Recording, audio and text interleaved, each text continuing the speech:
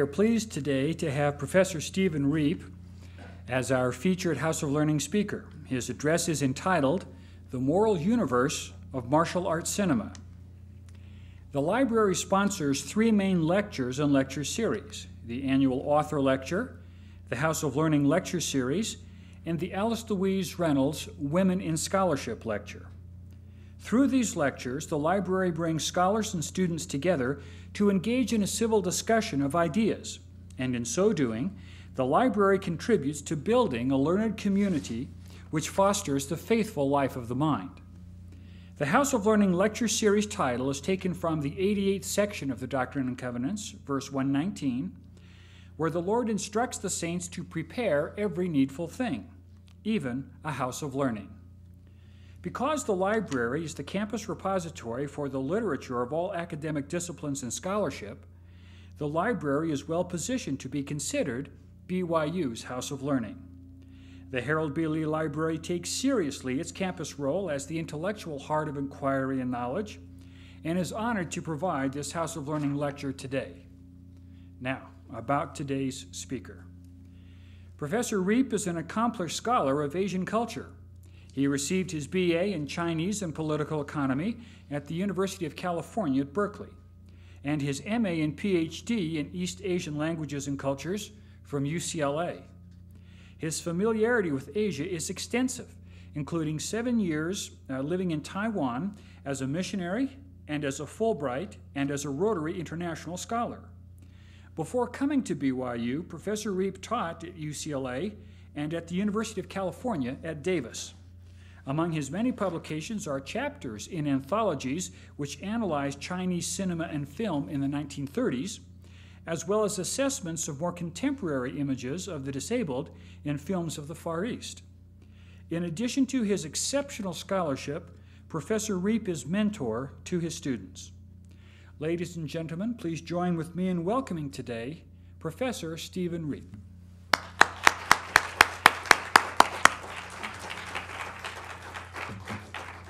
Thank you. I am honored to have this opportunity to address you today. The topic I am speaking on is a new one for me, but it touches on a variety of research and teaching areas in which I have great interest, including contemporary Chinese cinema, cultural production under authoritarian regimes, and traditional Chinese civilization. Virtually all of the works I discuss today, including 2 of the films, are part of the Lee Library's collections. Information on their call numbers is included in the handout that is being circulated and is available at the back of the lecture hall. I hope that you will take time to go and borrow them, take a look at them, and enjoy them, because I think that's the best way to truly develop an appreciation for this topic. In the wake of the Bosnian War that raged from 1992 to 1995, fighting had devastated the city of Mostar and destroyed its treasured 300-year-old bridge, pictured on the left. The Muslim, Serb, and Croat populations sought to select one hero they could all look to, one free from parochial, political, or cultural ties, one whose statue they would proudly erect in the city's center. They settled on Bruce Lee. Why Lee? The childhood idol of many, Bruce Lee stood for, and I quote, universal justice, end of quote, and represented, quoting again, loyalty, friendship, and skill, end of quote. Values that all of these ethnic groups admired. These values were not, of course, unique to Lee. They have roots that reach far deeper into China's remote history and extend out to the present day. For Lee is only one example of the Chinese Knight Errant tradition. The Chinese Knight Errant are wuxia, men and women who fought for justice in times of lawlessness and despotism, who offered their protection to all without regard to class, gender, or relationship. While we may be most familiar with the Chinese Knight Errant from Bruce Lee's Enter the Dragon, Ong Lee's Oscar-winning Crouching Tiger, Hidden Dragon, or Chinese director Zhang Yimou's recent Hero in the House of Flying Daggers, the fact is that the tradition goes back a lot further than that. Chinese audience members may, of course, know that it reaches back to the 60s and 70s, films of director King Hu, and of course the best-selling martial arts fiction of Qin Yong. But the story does not begin here either. It goes back to the mass-market martial arts stories that circulated among readers hungry for popular, as opposed to highbrow works, from the turn of the century through the 1940s, and even back further to late imperial China, and to the great masterpieces of fiction, including the great novel The Water Margin. But its earliest manifestation are found in the historical records of early imperial and even pre-imperial periods that date back to 300 years before Christ. I would like to introduce the rich history of the Knight Errant tradition and its moral universe in literature, and then explore how they have shaped the modern martial arts film. I will show clips from and then analyze King Hu's landmark film, A Touch of Zen, and then move on to Ang Lee's Crouching Tiger, Hidden Dragon. And finally, if time permits, we'll look briefly at Feng Xiaogang's World Without Thieves, showing that both continuities and differences exist and are woven into these films and into the tapestry that is the wuxia, or Knight Errant legacy. The term for knight errant, James J.Y. Liu tells us, was originally you xia, or wandering knight, suggesting either their peripatetic existence or their willingness to travel to avenge the wronged. While their origins are subject to debate, they shared in common a series of values rooted in their desire for justice that transcended familial and political loyalties. In the Confucian tradition, and this is the dominant philosophical tradition in China, obligations were based on 5 cardinal relationships of father and son, husband and wife, older brother and younger brother, ruler and subject, and friend and friend. This meant one owed supreme loyalty to one's father, hence the importance of filial piety, that is to say, the respect children owed to their parents. As Confucianism became established as the dominant state ideology during the Han Dynasty, and the handout has a list of chronological table at the bottom of the first page for your reference. But as the Confucian ethical system became dominant during the Han Dynasty, the first long-lived imperial dynasty of unified China, the relationship of father and son and the loyalty that attended it became the foundation for justifying the officials' and the subjects' obligation to serve state and ruler, as found in the classic of filial piety. In contrast, the knights errant sought to see justice served without regard to predetermined relationships, and thus offer aid to anyone in need, regardless of gender, class, or religious background, which made them altruistic in a way that a Confucian scholar might not be. A number of other core traits derive from the altruism and love of justice, prizing personal loyalty over institutional loyalty, for example, the importance of honor and integrity to one's own principles rather than social conventions and customs, and the prizing of personal freedom over conformity to law. Obviously, this left room for excesses.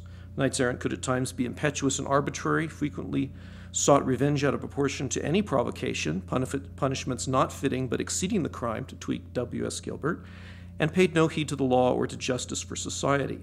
But at times when society was in disarray, or when a tyrant ruled and justice could not be served, the knights errant came to the fore to help reestablish order. I would now like to turn to 2 early examples of knight errantry. The first is entitled The Biography of Yurong, and this comes from the first great comprehensive history of China compiled in the Han Dynasty by the great historian Sima Qian. In this particular account, Yurong, who had served a variety of states, finally achieved recognition and honor from the Earl of Zhi. When the Earl is killed at the orders of Lord Xiang, whose kingdom the Earl had attacked and not been successful at defeating it, Yurong decides to avenge the killing of the man who had shown him favor. And I quote, "For a man to die for one who understood him is like a woman making herself pretty for one who loves her. Since the Earl of Zhi understood me, I should sacrifice my life to avenge him. If I can repay him in this way, my soul need not be ashamed." Yurong disguises himself as a criminal and entered Lord Xiang's palace, where he conceals himself in the privy and waits for his prey. When Xiang enters, he discovers the disguised Yu, has him searched, and finds a concealed dagger. This would-be assassin confesses that he sought to kill the nobleman to avenge the death of the Earl of Zhi. And the Lord respects, his moral motivations. These are things that the Lord Xiang can respect, and he frees him. Well, Yurong was not so easily deterred. He still had this debt he had to pay to avenge the death of the man he had served, and so he again disguises himself in an attempt to kill Lord Xiang. This time he's captured, and when questioned by the Lord, Yurong reveals the following, and again I quote, "When I served Fan and Zhonghang, they both treated me like a common fellow, and I therefore repaid them as an ordinary fellow might. But the Earl treated me like a man of national eminence, and I thus must requite him as a man of national eminence should." End of quote. With no hope of escaping death, Yurong asks Lord Xiang if he would allow him to make a few strikes at the Lord's robe with his sword, thus symbolically fulfilling his debt to avenge the Earl of Zhi. Lord Xiang, again, still admiring Yu's sense of duty, agrees, and after making a few stabs at the robe, Yurong falls on his sword and dies.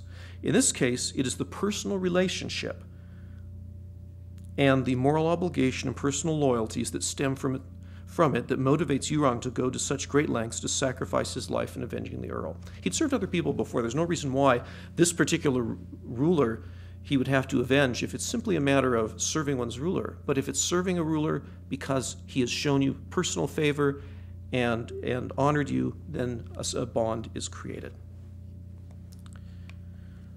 The second early example is a poem, and this gives us a sense of the life of a wuxia from the perspective, in this case, of the poet Jiang Hua, who lived from 232 to 300 AD. This is the first of the two songs of Knight Errant. The Knight Errant loves a secluded place. He built a chamber behind a desolated hill. He went hunting but found few animals. He spread a net but caught no birds. The year is ending, bringing hunger and cold. Heroically he sings, beating time with his foot. Poverty stirs up a brave knight's spirit. How can he cherish bitterness in his heart? Sitting alone, he strokes his precious sword, now fast, now gently, as if playing a lute. He plows the fields on the slope of a dry ravine, but his real seeds are sown at the tip of the sword. He reaps his harvest among narrow paths. One blow is worth 1,000 pieces of gold. He takes his rest among bears' dens and roams in a forest full of tigers and leopards. Zhang's poem casts the wuxia as a noble fighter living on the margins, a theme found in later poetry and in the classical and vernacular tales that proliferate in the Tang Dynasty and afterwards. But the masterwork of pre-modern martial arts literature was the novel The Water Margin, written in the Ming Dynasty, but set and based actually on anecdotal information and some historical accounts from the earlier Song Dynasty. This text discusses the adventures of gallant bandits who come together under the leadership of one Song Jiang. They later surrender to the government and eventually fight for the empire to suppress rebellions and preserve the state. In other words, they go from being outlaws to being allies of the state. Early versions of these narratives can be found in the Golden Age Yuan Dynasty drama, Li Kui Carries the Thorns. And the illustration on the left here is a woodcut illustration from a Ming Dynasty edition of the Yuan Dynasty drama. But it is as a novel that the exploits of Song and his men are best remembered. And the illustration on the right, by the way, is another image of Li Kui. And here we have two more images of heroes from the novel. These illustrations come from a contemporary edition of the novel and depict several of the knights errant, who the narrative introduces with great care and attention, providing models for later martial arts novelists to follow. This final illustration shows the opening page of an early edition of the novel. This is a Ming Dynasty edition of the novel, I believe. In the centuries that followed, short stories and novels centering on a knight errant continued to remain popular. They formed the basis for the plots of a new form of theater, Peking opera, in which knight-errant characters perform complex acrobatics in stylized scenes of combat. In the early years of the 20th century, martial arts stories became a staple of popular fiction, the so-called Mandarin Duck and Butterfly School, which also included love stories, mysteries, and scandal-mongering literature. Widely serialized in magazines and collected in cheap paperback editions, martial arts fiction remained popular to 1949. In Hong Kong in the 1950s, what was termed New School martial arts fiction took the territory by storm as the stories of a mainland Chinese immigrant, Louis Jia, better known by his pen name Jin Yong, were serialized in local newspapers. Jin's finely crafted stories with their well-developed characters, intricate plots, and ties to Chinese history and traditional culture have captured the imagination of millions of Chinese readers, making him the most read of any 20th century Chinese author. Certainly any of the mainstream authors, and he's still very, very popular today. Martial arts entered the world of cinema via the influence of wuxia-inspired Peking operas and the mass-market martial arts novels popular in the early 20th century. David Bordwell reveals that these sources provided material for a burgeoning film industry in the 1920s. They remained a mainstay through the 1940s in both China and Hong Kong. In the years after 1949, Hong Kong and Taiwan became the centers of martial arts film production as literature and the arts in China became politicized under the socialist realist cultural policies of Mao Zedong, a film genre that mingled the traditional and the fantastic, which Knight Errant cinema does, simply did not serve the needs of a new communist-governed China. In Hong Kong in the 1950s and 60s, Bordwell notes, the fantasy martial arts film became popular and left their legacy on the techniques of martial arts filmmaking. The Mandarin martial arts films made by Hong Kong studios like Shaw Brothers aimed for more realistic portrayals of real warriors with outstanding fighting skills. Now, perhaps the best known of these directors was Hu Jinquan, or as he is known in English, King Hu, an actor turned director who reshaped the face of Chinese martial arts films from 1966 to 1975.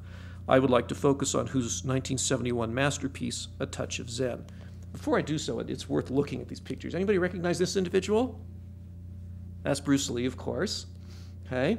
Down here, this is one of his actresses. I don't remember who she is. This is King Hu directing an actress, okay? And up here, do you recognize her? Who's that? Zheng Pei Pei, remember her? The Jade Fox from Crouching Tiger? Okay, she began her career actually in one of his early martial arts films. He trained her, and he is one of she's one of his best-known disciples. Okay. Nearly 3 hours in length, going back to Touch of Zen, nearly 3 hours in length, Hu's film depicts the struggle of Yang Huizhen, the daughter of a prominent imperial official, to escape the clutches of the East Chamber, a eunuch-led government clique that has seized power and controls access to the emperor, and hence the throne. These forces have tortured Yang's father to death and now seek the daughter and the two generals, her father's former associates, who have fled with her. They have taken refuge in a deserted fort where they meet the scholar Gu Shanzhai, who makes a humble living as a painter and calligrapher. Much to his mother's consternation, Gu refuses to take the civil service examinations that would bring him and his mother position, prestige, and wealth. When asked why he refuses, Gu simply comments about not serving the government in times of chaos. While helping to nurse Gu's sick mother, Miss Yang sympathizes with the scholar's decision to not take the exams. Eventually, Gu joins Miss Yang and the two generals as they first repel the efforts of an East Chamber spy whom they attack in a bamboo grove, and then, through stratagem, defeat 200 East Chamber guards. This sets up a confrontation later in the film with the powerful commander of the East Chamber guards, Xu Xianchun, who nearly overpowers Miss Yang and General Shi. In the end, it is the Buddhist abbot Huiyuan that first captures Xu and then ultimately defeats him as he defends Miss Yang's right to enter his monastery and seek refuge in Buddha. The film ends with Huiyuan, Abbot Huiyuan, backlit by the sun, pointing the way to nirvana. The notion that a scholar could refrain from entering government service rather than serve a corrupt regime has a long tradition.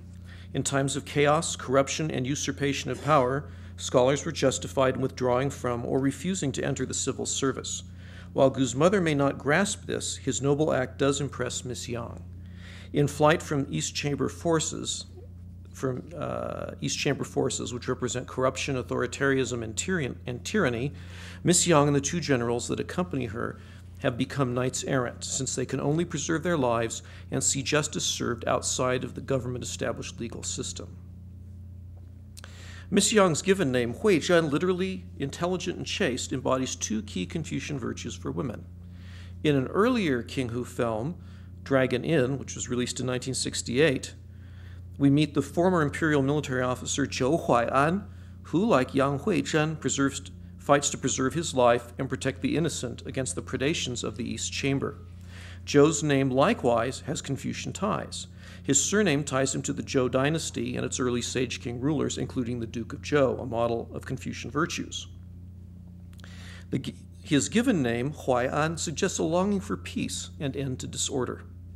While Yang and Zhou may now operate according to the code of the Wuxia, they do so because the Confucian order has been destroyed and the values they stand for in name and action are no longer respected.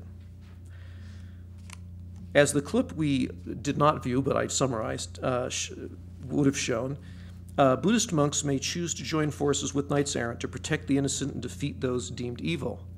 It is Huiyuan that repeatedly comes to the aid of Yang and her associates and ultimately defeats Commander Xu Xianchun. For him, martial arts power and spiritual power are inextricably linked, much as they are in the Shaolin tradition with which you may be more familiar. I'm going to show you some images of traditional Buddhist sculpture and a little bit later some paintings. Please note that the forces used by Huiyuan to defeat Xu come from religious meditation rather than martial arts prowess. Well, let me explain what happens in the scene you didn't see. At the very end of the scene, Abbot Huiyuan is standing on top of a cliff, and he's backlit by the sun, very, very bright, and the whole scene is suffused in red. And he points off to the distance, and there's a shot of kind of this hillside landscape looking off into the distance, all suffused in a kind of a bright mix of white and red. And he's shown in seated, cross-legged in a traditional pose that you've probably seen. You can see illustrated here in this particular image.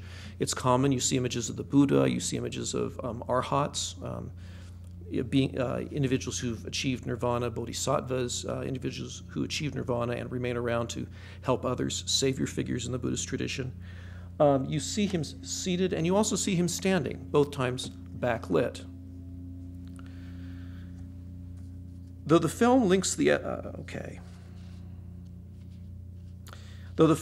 ethical values of Confucianism as represented by Yang Huizhen and the two generals, Knight Errantry and Buddhism, represented by Huiyuan and the monks who follow him, it is the latter that ultimately leads to victory. Hence the film's understated title, A Touch of Zen. It should be called A Lot of Buddhism, because really the Buddhist influences, particularly the climax, are quite substantial.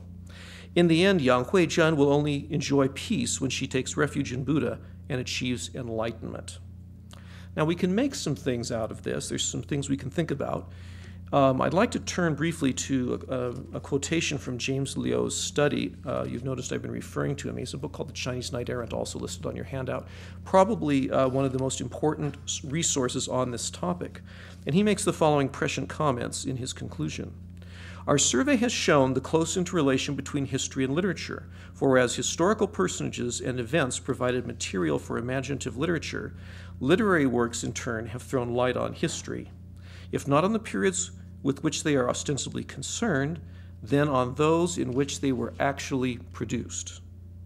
For instance, chivalric tales written in Tang times when warlords were rampant reflect the desire of readers and writers to be rid of these. Stories and plays about the Liangshan heroes that came into being during the Southern Song and Yuan periods revealed the wish of a people suffering from a corrupt government and foreign domination for champions of justice and patriotic warriors. Now, this is an image that comes from the Chinese Cultural Revolution of the 1960s and 70s. Given that the years in which King Hu shot both Dragon Inn and A Touch of Zen corresponded to the high tide of the great proletarian cultural revolution in China, it is tempting to draw parallels between the despotism wrought by the East Chamber and the excesses of the Red Guards between 1966 and 1969 and the apotheosis of Maoist authoritarianism that followed. Just as the Cultural Revolution sought to weed out the last vestiges of tradition represented by Buddhism and Confucianism, so A Touch of Zen foregrounds these same ethical religious systems as sources of strength in times of disorder. The martial arts film offered a paradigm for and vicarious attempt at reestablishing order in a world where chaos had become institutionalized, where action could only be taken outside of normal channels, much like the ways in which the Xia or Knight Errant operated. Now, let's come back to that image of the sun. Okay. Those of you who can read Chinese will recognize that it says, 毛主席是我们心中的红太阳, or as I translated up above, Chairman Mao is the red sun in our hearts. I left out the word red, but that's significant. Ironically, Mao Zedong himself became the iconic symbol of ultimate power during this period. His image decorated pins, posters, and all manner of objects, and was often shown with the sun, a symbol of not only a bright future, but also an emblem of Mao's vital importance in the lives of the people. He was at once as great and as important as the sun is to them. And those of you who've taken my advanced Chinese literature class know that image comes up frequently in poems of the 1950s. In A Touch of Zen, let me shift to another image. In A Touch of Zen, who has shown the ultimate power in Buddhism as represented by the abbot Huiyuan, who is frequently shown backlit at the climax. Backlit, and this is true throughout the film, but particularly and most obviously at the climax that concludes the film. And again, he's in these two most common devotional postures, sitting cross-legged and standing. Huiyuan and Buddhism, rather than Mao, are associated with the sun as a source of wisdom and enlightenment. And in these two images, you'll note around the head of this sculpture, which comes, I believe, from the Longmen grottos, and also over here in this image, this halo. The halo varies in time over the years, over the time periods as to what it exactly means. In some cases, it's simply a sign of enlightenment, but in other cases, it's a sign of the wisdom that has been accumulated. And it's this wisdom that allows you to be freed from ties and enter into nirvana. It is the nexus of traditional ethical systems, Buddhism and Confucianism, as well as knight errantry, that becomes important in times of chaos and despotism, that becomes the forces for good. So in other words, we have a very traditional image used in King Hu's film as kind of a commentary or an othering of what was used in China during this particular period of time, during the Cultural Revolution, when we had images of Mao backed by the sun. I would now like to turn to a recent film, Ang Lee's Crouching Tiger, Hidden Dragon.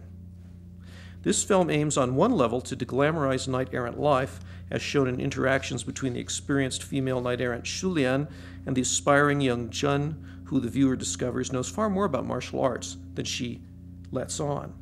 Ang Lee pays tribute to King Hu by giving prominent roles to women warriors, and most notably by setting an important scene in a quiet bamboo grove. Note, however, the different moral planes on which Lee's film develops. As is often the case in Ang Lee's films, the issues of love and loyalty to self take precedence over the broader historical or institutional concerns that motivated King Hu. Now, is there any way we can get the clips for Crouching Tiger, Hidden Dragon, or are we completely out on clips? For those in the back. No? That's a pity. All right, well, I'll do my best to summarize then. The clips in this case are, the first two are scenes showing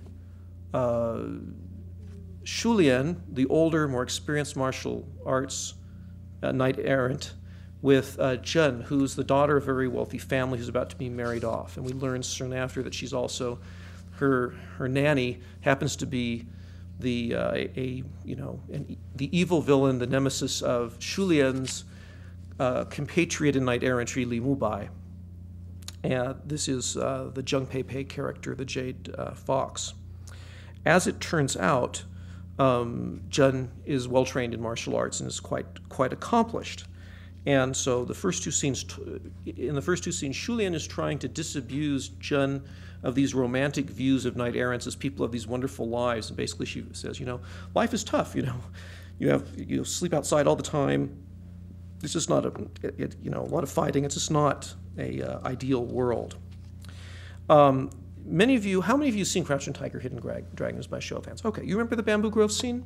That's pretty memorable. The Bamboo Grove scene, just to jump back to Touch of Zen for just a second, is shot without the use of wires. So we don't have people flying mysteriously in the air, hovering on branches of bamboo and things like that. They're basically shown throwing people up, and then they're flying through the air. King Hu, in his action styles, used very little wire work. In fact, most of what he used were trampolines, and he used actors who were actually acrobats and could move around. Not to say that the actors in Crouching Tiger, Hidden Dragon, none of them had any martial arts experience, far from it, but Hu relied on this. He also used stunt doubles, and to get these wonderful shots of people jumping up like onto the tops of roofs and things like that, he would shoot them jumping off and then print them in reverse, so that it basically created the image or idea of them jumping onto a roof. And it's so effortlessly done that it's quite amazing. And with a lot of very quick editing, he's able to create the image of flying through the air, even though he did not have to resort to the wire techniques that Mr. Lee used in his film. Interestingly enough, the pacing of the two directors' works is quite different. Ang Lee's film is very lyrical and slow, and King Hu in his day actually, when compared to his contemporaries, was actually considered fairly lyrical and fairly slow. Any rate, the final scene that is shown is the scene in which Jun picks up the sword and looks like she's about to, cut off, attack Jun, but instead lets her go. Charging her to be true to her loves and true to herself. Crouching Tiger tends to steer away from historical allusion and political allegory to focus on broader, more universal themes such as the fight of good against evil and the need to be true to oneself and one's ideals in choosing both opponents in battle and allies in love. As the two scenes in the clip indicated, the film does offer a more realistic, less heroic portrayal of the Knights Errant. In fact, the normal Knight Errant struggle for justice is reduced to locating a missing sword and settling one final score as Li Mubai searches for Jade Fox. Likewise, the moral message conveyed in the film relates to the individual's struggle for authentic feelings and values in opposition to imposed social constraints, as can be seen in Jun's struggle over whom to love and whom to fight for. This conflict between personal and socially constrained loyalties appears in many of Ang Lee's films, including Eat, Drink, Man, Woman, The Wedding Banquet, and Sense and Sensibility. Where King Hu's moral universe focused on Chinese ethical frameworks, Ang Lee's moral world holds no such constraints. Only the Chinese geographical setting marks it as particularly Chinese. In the last few minutes, I'd like to turn briefly to a very recent film, one that came out last year in China, Feng Xiaogang's A World Without Thieves. Set primarily on a train traveling from Tibet to the Chinese heartland, the film pits rival groups of thieves against each other to steal a young peasant's $7,500 lump sum wage payment. As the film opens, a young man and woman have fleeced a nouveau riche Beijing businessman and taken his BMW, which they drive to Tibet to sell. The young woman's conscience gets the better of her, and she proclaims to her partner that she has no further interest in a life of crime and wants to do something good for a change. While in Tibet, she spends her time visiting and worshiping at several Buddhist temples and monasteries. It is at one of them that she re-encounters the young peasant with the $7,500, known as Riep, who had helped her when she was stranded outside the city. Riep, who spent 5 years working to help restore Buddhist shrines and decided to return home to rural China where he lives, marry and build a house, and start a family.